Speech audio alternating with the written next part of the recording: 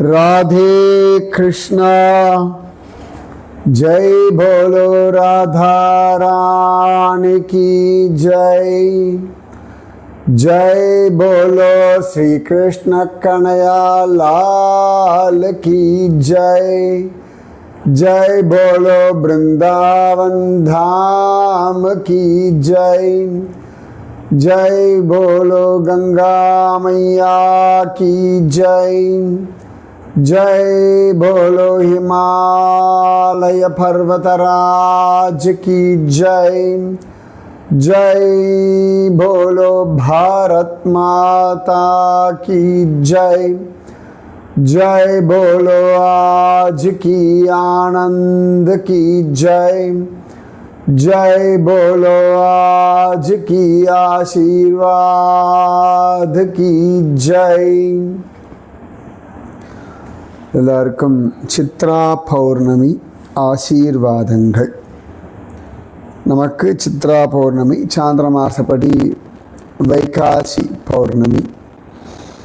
இன்றைய தினத்தில் தான் ராதா ரமணன் பிரகடனமானான். அவ்வளவு சிரேஷ்டமான ஒரு நாள் இன்று. நேற்று தான் அழகாக 2-3 கேள்விகள் கேட்டிருந்தேன். ஒரு யோஜனை தூரம் அப்படின்றது 8 கிலோமீட்டர் இல்லைன்னா 5 மைல். முன்னாடியே நான் சொல்லியிருக்கேன், சரியா? சில இடங்களில் 16 கிலோமீட்டர் அப்படின்னும் காண கிடைக்காது. நேற்று சொன்னேன் இல்லையா, கோலோகத்தில் எத்தனை யோஜனை தூரம் இருக்கா, வைகுண்டத்தில் எத்தனை தூரம் கங்கை இருக்கா, ஒவ்வொரு லோகத்துலேயும் கங்கையினுடைய அகலம் நீளம் இதுதான் நேற்று பார்த்தோம் நாம் தேவி பாகவதத்தில். அப்புறமா ஒரு கேள்வி கேட்டிருந்தேன், கங்கா ஜலலவ கணிகா பீதா. இது ஆதிசங்கரர் எழுதின பஜகோவிந்தத்தில் காண கிடைக்கக்கூடிய அழகான ஒரு வாக்கியம்.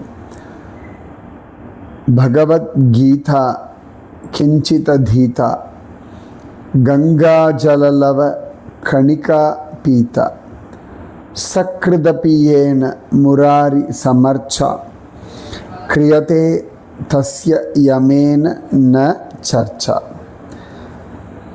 யார் பகவத்கீதையை கொஞ்சமாவது வாசிக்கிறானோ, யார் கங்கையினுடைய ஜலத்தினுடைய ஒரு துளியாவது சாப்பிடுகிறாரோ அவன் அவள் எல்லாருக்கும் பொது. யார் ஒரு தடவையாவது முராரியை நினைக்கிறார்களோ அவர்களுக்கு யமனோடு கூட எந்த விதமான பிரச்சனையும் வராது. அவனுக்கு இந்த சம்சார சாகரத்திலிருந்து விடுதலை கிடைத்து விடும் அப்படின்றார். கொஞ்சம் பகவத்கீதை வாசிக்கிறது, முராரியை நினைப்பதும் கங்கையினுடைய ஒரு துளி ஜலம் சாப்பிடுவதற்கு சமமானது. யமதர்மராஜனிடத்திலிருந்து தப்பிச்சுடலாம். அது இன்றைக்கி சித்ரா பௌர்ணமி, சித்திரகுப்தனுக்கான விஷயமாக சொல்லப்படுறது. அதனால் வீட்டில் கங்கா ஜலம் இருந்தால் ஒரு துளியாவது எடுத்து சாப்பிட்டுடுங்கோ. நிச்சயமாக யமனோடு உங்களுக்கு தொந்தரவு கிடையாது. இத்தனை விசேஷம் இந்த கங்கா. தேவி பாகவதத்தில் பகவான் கிருஷ்ணன் பகீரதனுக்கு சொன்னதாக விஷயங்கள் காண கிடைக்கிறது. கிருஷ்ணவதார் ராமவதாரத்துக்கு அப்புறம் தானே, அது எப்படி கிருஷ்ணன் முன்னாடியே பகீரதனுக்கு சொன்னார் அப்படின்னு கேட்கலாம். பூமியில் கிருஷ்ணவதாரம் எக்ஸ்க்ளூசிவாக வந்தது ராமவதாரத்துக்கு அப்புறமா. ஏற்கனவே நான் சொன்னேன், நம்ம பார்த்தோம், கங்கை ராதையும் கண்ணனுடைய ஜலஸ்வரூபம் அப்படின்னு சொன்னோம். தேவி பாகவதத்திலே அப்படி இருக்குன்னு பார்த்தோம். சிவபெருமானுடைய ஆனந்தமான கீதம் கேட்டு கண்ணனும் ராதையுமே ஜலமாக மாற அந்த ஜலம்தான், அந்த தீர்த்தம்தான் கங்கா. அப்போ அந்த கங்கையினிடத்தில் பகவான் பேசுகிறான், அப்போ சொல்லும் பொழுது ரொம்ப அழகாக பகவான் சொல்கிறான், கண்வசாக்கோத்தியாயேன கண்வசாக்க உக்த தியாயேன கண்வசாக்கோக்த தியானேன த்யாத்வா தாம் பூஜயிஷ்யதி யஸ்தௌதி பிரணமே நித்யம் சோ அஸ்வமேத பலம் லபேத். யார் தினமும் உன்னை ஸ்தோத்திரம் செய்கிறார்களோ, யார் உன்னை பூஜை பண்ணுறானோ அவர்கள் அஸ்வமேத யஜ்யம் செய்த பலனை அடைவார்கள் அப்படின்னு கண்ணன் கங்கைக்கு வாக்கு கொடுக்கிறான். கங்கா கங்கேதி யோ ப்ரூயாத் யோஜனானாம் சதைரபி முச்யதே சர்வ பாபேப்யோ விஷ்ணுலோகம் சகச்சதி. எவன் 100 யோஜன தூரத்தில் இருந்துட்டு கூட கங்கே கங்கே கங்கா கங்கா கங்கை கங்கைன்னு துதிக்கிறானோ அவன் என்னுடைய லோகத்தை அடைவான். இதெல்லாம் கங்கைக்கு கண்ணன் கொடுத்த வாக்கு. ஸோ கங்கா கங்கான்னு சொல்லுங்க, சரியா? எப்பெல்லாம் தோன்றதோ கங்கா கங்கா அப்படின்னு சொல்லுங்க. 100 யோஜனை தள்ளி, 100 யோஜனைனா கங்கையிலேருந்து கிட்டத்தட்ட 1600 கிலோமீட்டர் இல்லாட்டி 800 கிலோமீட்டர் தள்ளி, நமக்கும் கங்கைக்கும் அவ்வளோ தூரம் இருக்குது. நம்ம எங்கேயாவது சவுத்தில் இருக்கோம் இல்லையா? இல்லாட்டி பாரத தேசத்துடைய அந்த பக்கத்தில் இருக்கிறவர்கள் எவ்வளவு தூரத்தில் இருந்தாலும் கங்கே கங்கேன்னு சொல்கிறவர்கள் வைகுண்ட லோகத்தை அடைகிறார்கள், என் லோகத்தை அடைகிறார்கள்னு கண்ணன் வாக்கு கொடுக்குறான். கங்கா கங்கேதி யோ ப்ரூயாத் யோஜனானாம் சதைரபி முச்யதே சர்வ பாபேப்யஹ விஷ்ணுலோகம் சகச்சதி. அதனால் இப்போ டெய்லியும் நம்ம கங்கே கங்கேன்னு கேட்குறோம் இல்லையா? ஹர ஹர கங்கே ஜெயமா கங்கே. அப்போ இப்போ என்ன பண்ணோம்? ஜெய் போலோ கங்கா மையா கி ஜெய். கோவிந்த நாம சங்கீர்த்தனம் கோவிந்தா கோவிந்தா. அந்த மாதிரி கங்கா நாம சங்கீர்த்தனம் கங்கே கங்கே கங்கா நாம சங்கீர்த்தனம் கங்கா கங்கா கங்கா நாம சங்கீர்த்தனம் கங்கா கங்கா. அப்படின்னா அப்படி சொல்லாமா? கங்கா நாம சங்கீர்த்தனம் கங்கே கங்கே அப்படின்னு ஜபிச்சாச்சுன்னா விஷ்ணுலோகம் சகச்சதி. அப்போ நீங்கள் சொல்லியாச்சு இல்லையா? இப்போ அந்த கங்கையை பல பேர் பார்த்துருப்பேன் இல்லையா? நான் போட்ட வீடியோ பார்த்துருப்பேன், நேராக பார்த்துருப்பேன். இப்போ வருஷம் கங்கையை நினச்சிக்கோங்கோ. ரிஷிகேஷ்லேயோ ஹரித்வாரத்துலேயோ பத்ரிகாசிரமத்திலேயோ ருத்ரப்பிரயாகையிலேயோ தேவப்பிரயாகையிலேயோ விஷ்ணு பிரயாகையிலேயோ நந்த பிரயாகையிலேயோ கர்ணப்பிரயாகையிலேயோ நினச்சிக்கோங்கோ. பத்ரிகாசிரமத்தில் அலக்கணந்தா நினச்சிக்கோங்கோ. கங்கா நாம சங்கீர்த்தனம் கங்கா கங்கா. இல்லாட்டி காசி வாரணாசியில் ஓடக்கூடிய கங்கையை நினச்சிக்கோங்கோ. மாயாப்பூரில் சைத்தன்ய மகாபிரபுடைய அவதார ஸ்தலம் நவத்வீபத்தில் கூடிய கங்கையை நினச்சிக்கோங்கோ. எங்கெல்லாம் கங்கை உங்களுக்கு தெரியுமோ அந்த கங்கையெல்லாம் நினச்சிக்கோங்கோ. கங்கா நாம சங்கீர்த்தனம் கங்கா கங்கா கங்கா கங்கேதி யோ ப்ரூயாத் யோஜனானாம் சதைரபி முச்யதே சர்வ பாபேப்யஹ விஷ்ணுலோகம் சகச்சதி. சஹஸ்ர பாபினாம் ஸ்நானாத் யத் பாபம் தே பவிஷ்யதி பிரகிருதேர்பக்த சம்ஸ்பர்ஷாத் ஏவ தத்தீவினம் க்ஷதி. பாபினாம் து சஹஸ்ராணாம் ஷவஸ்பர்ஷனேன யத்வயி தன்மந்த்ரோபாசகः ஸ்நானாத் ததக்ரம் ச வினங்க்ஷ்யதி தத் அகம் ச வினங்க்ஷ்யதி. ரொம்ப அழகா பகவான் சொல்கிறான், 1000 பாவிகள் உன்னுடைய நதியில் ஸ்நானம் பண்ணுவா, அப்போ அந்த பாபங்கள் எல்லாம் உங்ககிட்ட வந்துடும். பாவிகளோட எல்லா பாபத்தையும் போக்கிறாள் இல்லையா?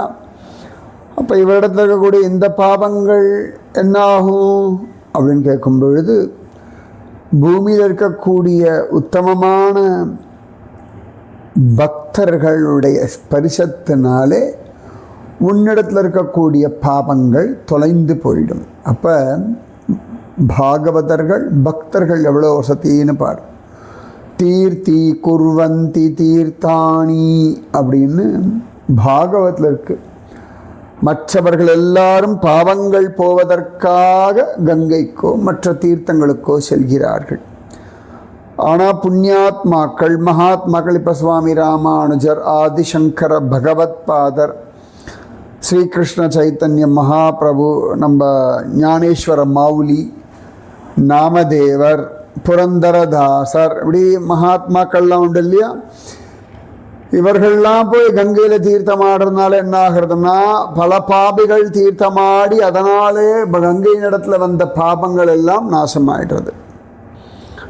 அதனால் 1000 பாபிகள் உன்னிடத்தில் ஸ்நானம் செய்வதனாலே உனக்கு மேலே வரக்கூடிய பாபங்கள் எல்லாம் பக்தர்களுடைய ஸ்பர்சத்தினாலேயும் போயிடும் அப்படின்றார்.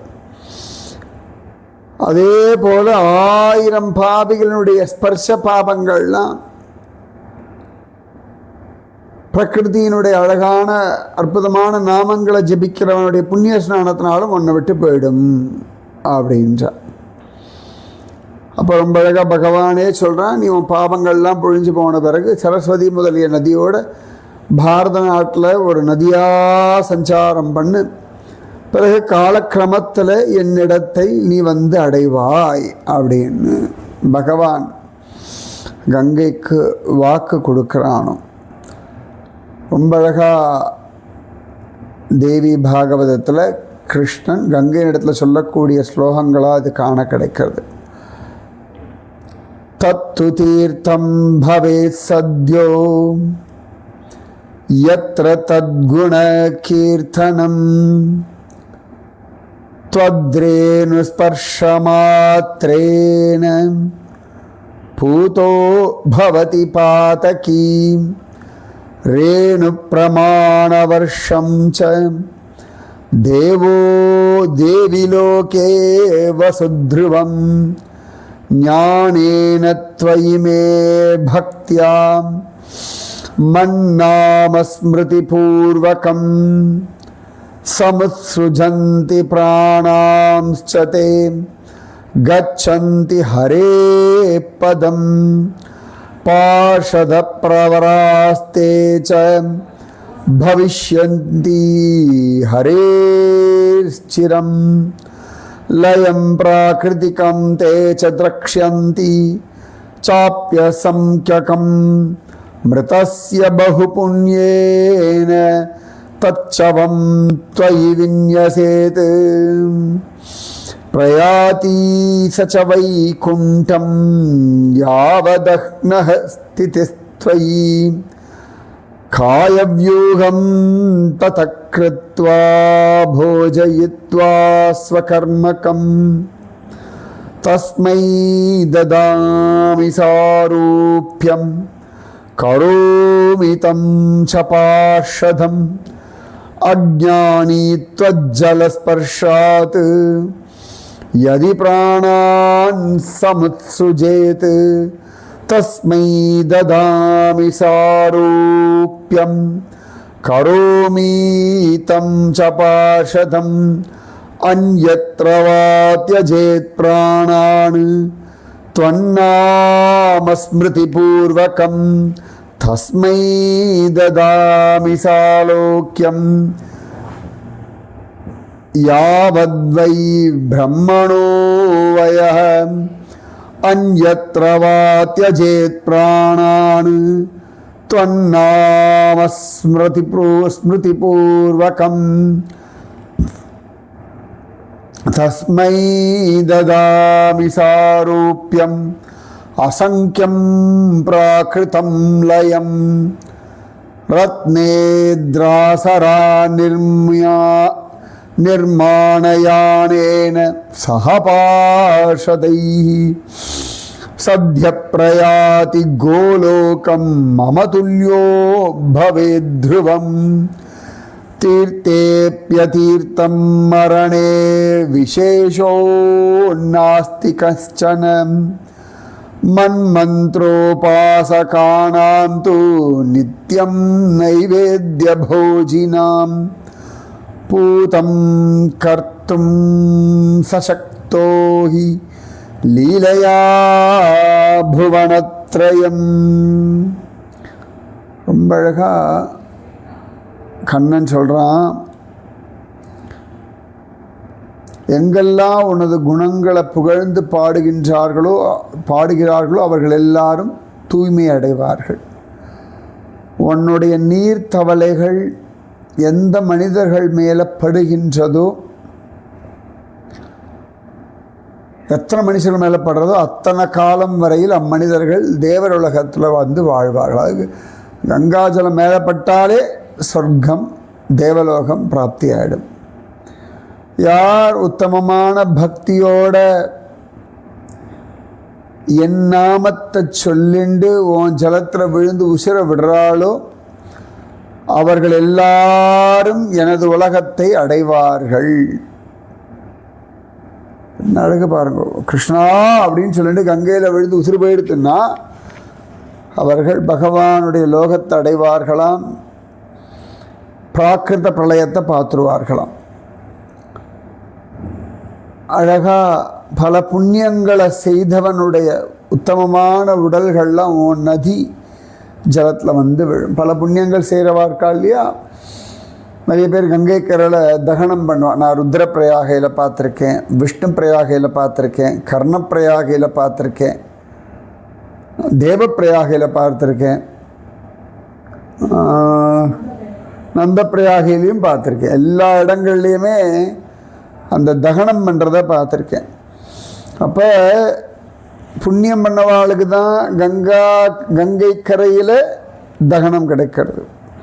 அப்போ அந்த புண்ணிய உடல்கள்லாம் கங்கையில் தான் வந்து விழறதான். அழகா உன்கிட்ட வர்றதுனாலே அவன் புண்ணியமாயிடுறான்.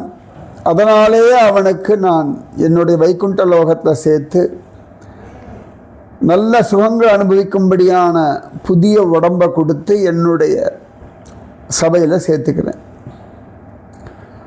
ஒருத்தர் அறிவே கிடையாது, அஜ்ஞானி நாஸ்திகனாக இருக்கான்.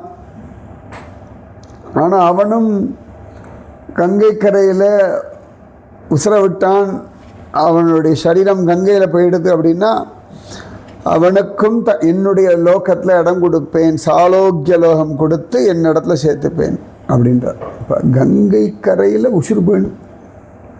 அதனால தான் ஹரிதாஸ்கிரி குருஜி கங்கையிலே உசுரை விட்டுட்டார். இதெல்லாம் சொல்லும்போது பசங்க கங்கையில் போயிடலாம் போல இருக்குல்ல. அது எப்போ காலம் வருமோ அப்போ கங்கையை அழிச்சுட்டு போக வச்சுக்கோங்க, பிரார்த்தனை பண்ணிக்கோங்க. அப்புறம் பகவான் சொல்கிறான், எந்த இடத்துலையாவது எங்கேயோ இருக்கான், கங்கை கரையிலே கிடையாது, ஆனால் கங்கை அப்படின்னு ஒன்று நினச்சிட்டு உசுர விட்டான்னா அவனுக்கும் பிரம்மாவுடைய வயதுக்கு ஏற்ற அளவுக்கு என்னுடைய லோகத்தில் ஜம்முன்னு ரத்ன விமானத்தில் கோலோகத்தில் இருக்கும்படியாக கொண்டு சேர்த்துப்பேன்றான்.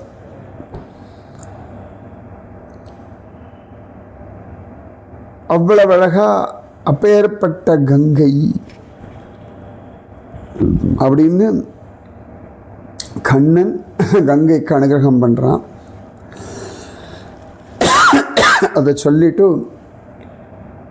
கிருஷ்ணனே பகீரதனை பார்த்து நீ கங்கையை தியானம் பண்ணு, கங்கையை பூஜை பண்ணு, கௌதம முனிவர் சொன்னபடி தியானம் பண்ணு அப்படின்னு சொல்லி கண்ணன் சொல்கிறான். அதுக்கப்புறமா இந்த கங்கையை தியானம் பண்ணுற மெத்தடை நாரதருக்கு நாராயணன் சொல்கிறார். கங்கா தியானம் இப்போ சாதாரணமாக ராம தியானம் அப்படின்னா பச்சை மாமலை போல் மேனி, கையில் வில்லு வச்சுருப்பான், தோளில் அம்பரா தூணி இருக்கும், இப்படிலாம் வர்ணனை இருக்குல்ல. இப்போ கிருஷ்ணன் நான் சொல்லுவேன் இல்லையா, செந்தாமரை பாதங்கள், செந்தாமரை கைகள், செந்தாமரை கண்கள், செங்கனிவாய், சாக்ஷாத் நீலமேக சாமள வர்ணம், பட்டு பீதாம்பரம், இப்படிலாம் சொல்லுவேன் இல்லையா. அந்த மாதிரி கங்கா ரூபத்தை தியானம் பண்ணுற மெத்தட் இருக்கு.